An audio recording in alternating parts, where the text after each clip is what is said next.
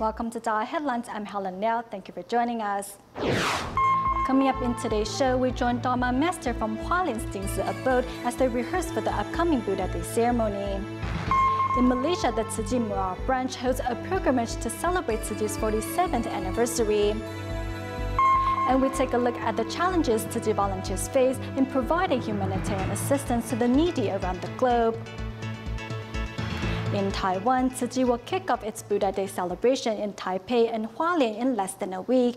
Dharma Master from Hualien's Jing Si Abode continue with their rehearsal on Sunday and Monday in spite of the weather, as they're determined to share the Dharma with more people through the ceremony.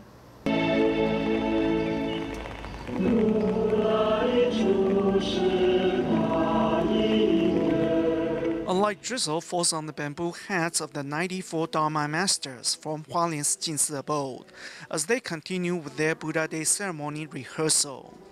Though the hems of their long robes are already soaked, they continue on with determination. The Dharma masters of the abode, for as long as I have known them, have never cancelled anything. If it is a drizzle, they wear a hat. A heavier rain, they put on raincoats. If it pours, they just get soaked.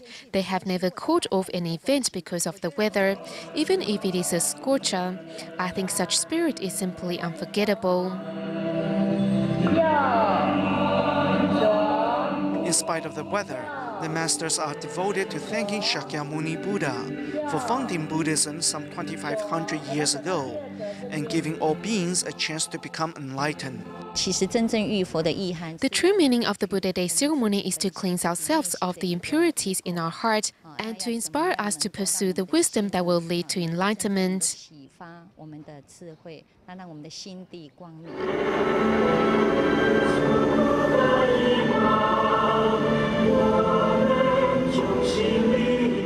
Just before the next day's rehearsal was about to begin, suddenly the downpour stopped. The coolness after the rain made the rehearsal easier, so one was able to witness the stateliness of the ceremony. If you want to truly witness Buddhism's finesse, grace and essence, I think the annual Buddha Day ceremony performed by the Dharma masters of Jing Si Abode certainly is a good example. Their unity of body and mind is truly moving.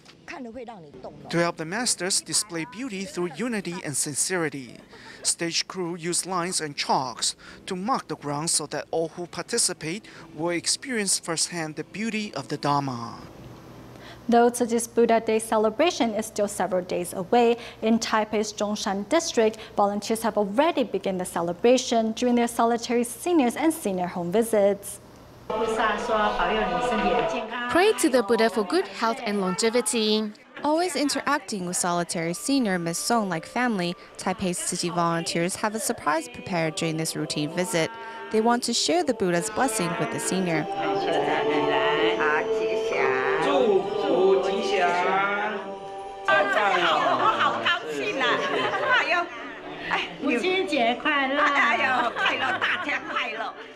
Though the 84-year-old lives alone, Miss Song is still in good health.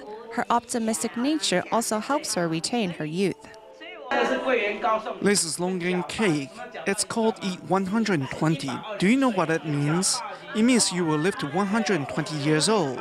May you be blessed with longevity. This is for you. Thank you. Slightly older than Miss Song, Miss Zhao is not as lively. On the day of their visit, volunteers lead the solitary senior in paying respects to the Buddha and listen to her story. Auntie, you have to keep up your efforts. May you eat 120. This is Taiwanese. It means to live to 120 years old. May you be healthy. Every year prior to Buddha Day, Zhongshan district volunteers always bring a Buddha statue and flower offerings when visiting solitary seniors, so they may have a chance to experience the Dharma and its blessings.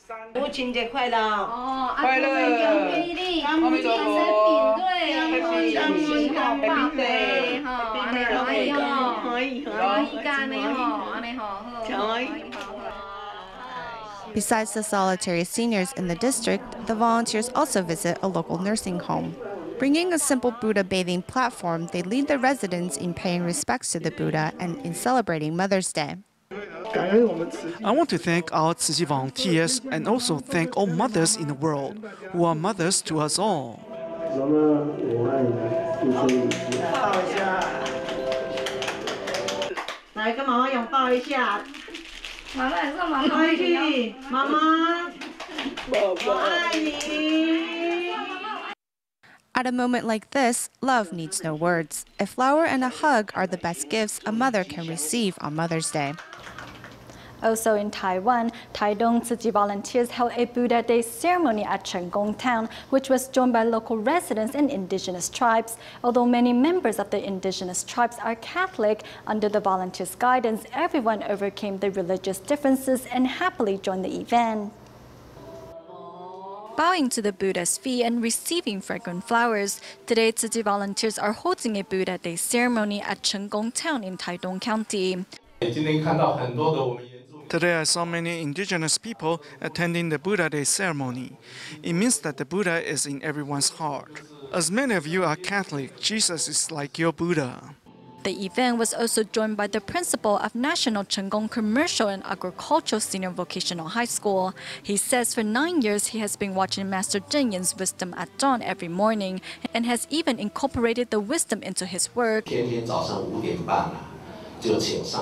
I've been watching Master Zheng Yin's wisdom at dawn at 5:30 a.m. every morning. I want to seize this chance to thank the Master for bringing so much wisdom into my life.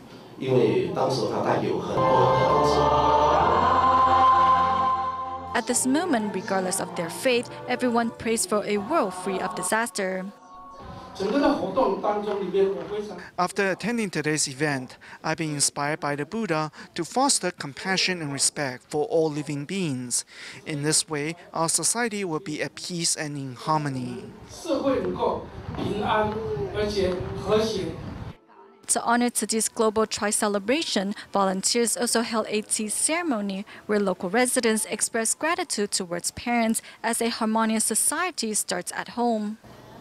In our next report, we meet 55-year-old Tzu Chi volunteer Zhang Shunliang, who was addicted to gambling for over 3 decades and was heavily in debt. It was his mother's love and guidance that eventually led him to Tzu Chi and thus turning over a new leaf in life.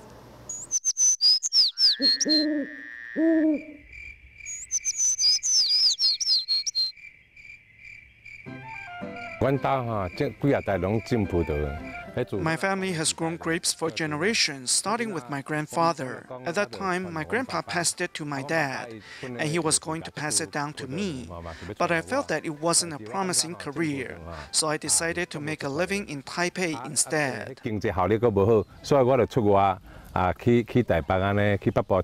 Having grown up in a simple farming family, Zhang Shunliang fell into the habit of gambling after he arrived in Taipei.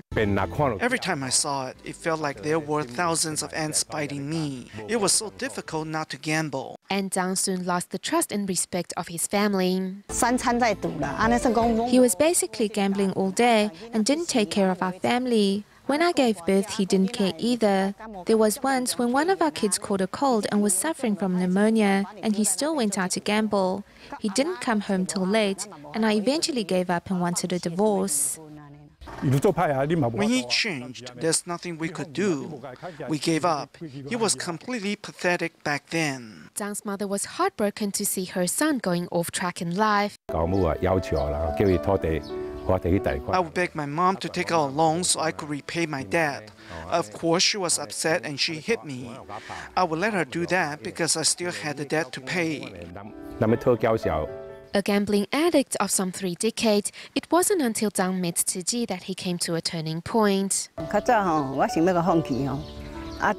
wanted to give up on him, but he was still my son and I had to help. I joined Tzu Chi first. When I needed to go pray for someone, I would ask him to give me a lift. I am really happy he turned over a new leaf. He is now devoted to Tzu Chi and our family.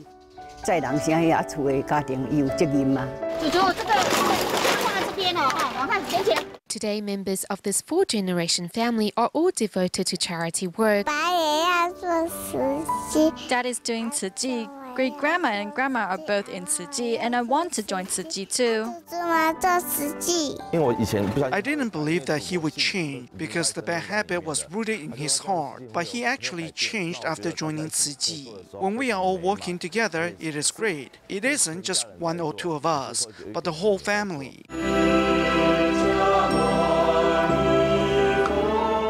Besides carrying out his filial duties, Zhang attends the Buddha Day ceremony each year to pray for blessings for his parents. Our parents had it tough raising us, and taking them to the Buddha Day ceremony, I want to thank them for their profound love. As well, I hope we get to cleanse our hearts through such an event.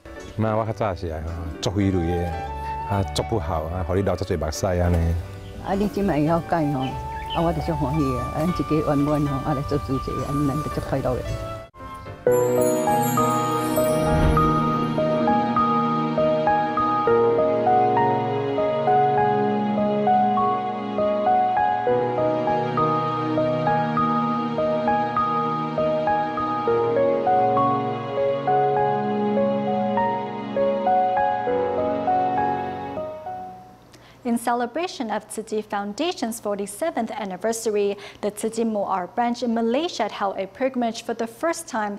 At the hour-long event, each participant overcame their own obstacles to garner blessings for themselves and others.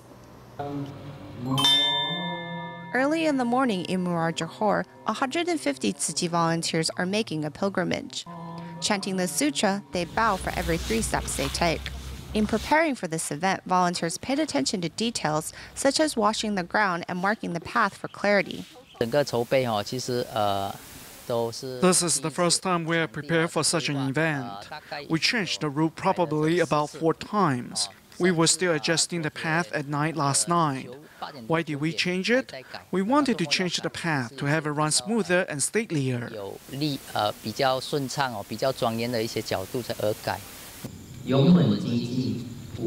Our purpose in making this pilgrimage is to test our endurance and perseverance. We need to overcome our physical obstacles and as well as the ones in our minds. Even if Tzu Chi Care recipient Ye Chen-qing is unable to participate fully, he still insisted on doing his part by standing the entire hour. Another volunteer who overcame physical problems to participate is Zhong Jinghua, who has back injuries. I had no problems joining in the pilgrimage, as Buddha is watching out over me. I felt no pain. All volunteers overcame their own obstacles, whether physical or mental, to unite in their perseverance in following the Tzu Chi path. With the Buddha Day celebrations fast approaching, at the end of April, volunteers from the Tzu Chi Singapore chapter have once again taken to the streets to invite members of the public to participate in the upcoming ceremony, as this year's event will include more complex movements than in previous years.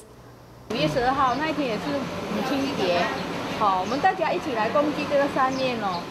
As they walk the streets, Tzu Chi volunteers encourage whomever they meet to join them in the upcoming Buddha Day ceremony. Even bus stops and markets have become great places to recruit participants. We are getting ever closer to the event, so we need to make best use of this time and gather the volunteers we need. Offering blessings to others is a great way to promote peace on earth. Volunteers have also called on neighbors to join in the festivities. Although caring for her sick husband full-time, volunteer Lei Cui Hao still takes time every morning to encourage local residents to join her in the upcoming ceremony.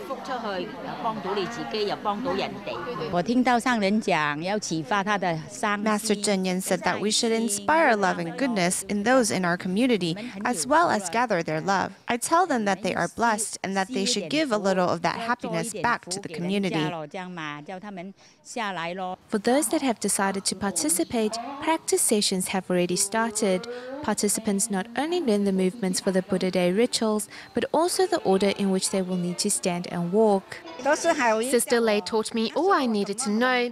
Before, I was really clueless. With her help, I was able to slowly remember. I am filled with Dharma joy. Preparing for the event with everyone leaves me feeling very content and happy. Although still only at a practice stage, everyone puts their utmost into each movement in hopes that their efforts will not only cleanse their hearts, but also result in a solemn ceremony.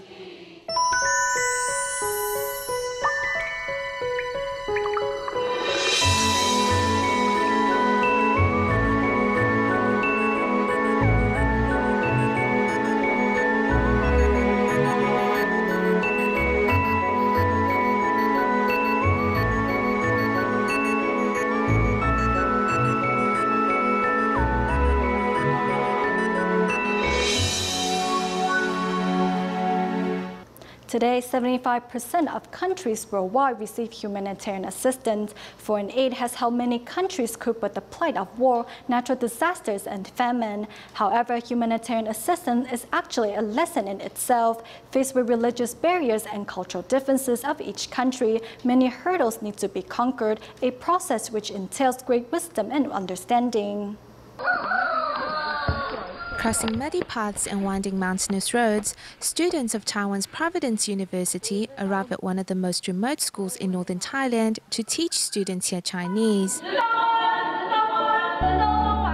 The students here lack basic educational resources, and although ethnically Chinese, the cultural difference is quite significant, having grown up in a foreign country. In order to overcome the cultural barriers and distance, we use our free time before class to interact with the students. International relief is not merely about reaching out a lending hand, but also about finding specific ways to solve problems in order for the assistance to be sustainable.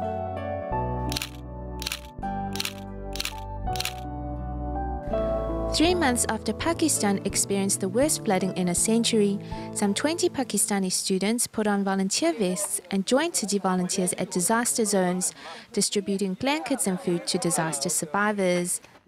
Despite the difference in ethnicity, religion, and culture, local Pakistanis nonetheless worked hand in hand with Tzu Chi volunteers. When we enter into a country, we should follow the customs of the people. Usually, we put our right hand on our chest when we greet with a handshake, and when offering a hug, we touch both sides of their cheek with our face.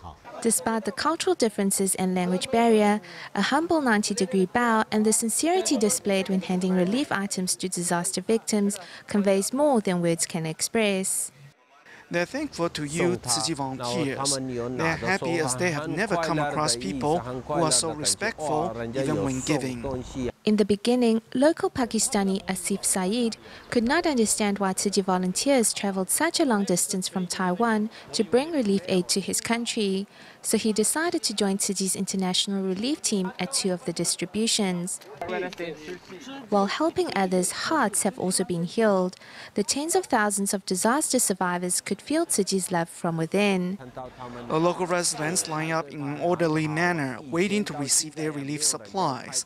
It's unlike previous distributions I've seen, where there was just chaos as people just snatched up all the aid supplies. Such an orderly and structured distribution could also be seen in North Korea. Besieged with long-term famine, Tzu Chi's humanitarian assistance to North Korea has been over a decade long. However, everything was not smooth sailing in the beginning. North Korea is a socialist nation. For outside organizations to come into their country and make contact with their people is prohibited. But Tzu Chi's international relief principles are all about directness and priority. Unable to deliver relief supplies into the hands of the suffering, Tzu Chi volunteers continue to plead with the North Korean government, however to no avail. In 1999, despite Taiwan having suffered devastation in the 91 earthquake, Tzu Chi still continued to care about the suffering and hungry in North Korea. We made a promise, so we will still fulfill our commitment to them. This really moved them, and they called to tell us that they are willing to cooperate. It's truly touching. I don't imagine there to be another instance like this in North Korea's history. With perseverance and sincerity, Tzu Chi volunteers conquer each hurdle. Not long after the destructive tsunami struck South Asia in 2004, Tzu Chi volunteers immediately set out for the disaster zone in Sri Lanka. With the land covered in debris, after some time of searching, volunteers finally came across a location where they could carry out a distribution. However, the venue was a mosque. The Imam was not very friendly with us in the beginning. We made 5 visits, each time with no success, and we felt very discouraged. But we didn't give up. Our perseverance finally moved him, and he agreed to let us use the venue. No matter how difficult the road ahead may be or how far the distance, as long as there is adequate planning coupled with compassion and wisdom, all difficult roads can be conquered. In China's Sichuan province, relief work being carried out by Tzu Chi continues unabated in Zhongshan County. The dedication that the volunteers have shown to this community had inspired many residents to join the volunteers in their efforts. Recently, many disaster survivors could be seen helping Tzu Chi ready its aid packs ahead of the upcoming distribution. 今天有没有时间？有时间哈。那等一下我们一起去，好不好？好。 Invited or inspired by Tzu Chi, residents of this temporary shelter here in Sichuan's Lushan, along with their families, join volunteers at the nearby Lushan High School. Many have also come from our support center, which is a popular place for families to spend time. 1 tube of toothpaste and 2 toothbrushes. As usual, volunteers are here in the school corridor putting together aid packs for disaster victims. However, today, over half of the volunteers helping out are themselves disaster victims. You have shown us so much care. You all have been exceedingly considerate of our needs. You even help us look after our little ones. Everyone lost their homes. By packing such items, we are spreading our love to them. Many students of Lushan High School also invited their peers to share in the love. They too were inspired by the great love of the volunteers that is slowly finding its way into the hearts and minds of many in this community. Also in China, it has been more than 2 weeks after the Ya'an earthquake in Sichuan province, and prefabricated classrooms for all of the 26 schools in Zhongshan County have been completed. Recently, students at the Lushan High School had their first day of classes in the new classrooms. Here at Lushan High School in Sichuan province, some students are happily moving their desks and chairs into the prefab classrooms, while others are cleaning up the surrounding environment. Despite the noise from the reconstruction work happening around them, the students are all glad to go back to their studies. We don't have anything to do at home. At least in school, we get to learn things. Everything is great here and it is safe. We don't have to worry about aftershocks when we are studying. The first lesson of the day begins with social workers giving students an emotional narrative of their recent experience in the earthquake, while foreign teachers guide students in interactive activities. In another classroom, students are singing Tzu Chi's signature song, One Family.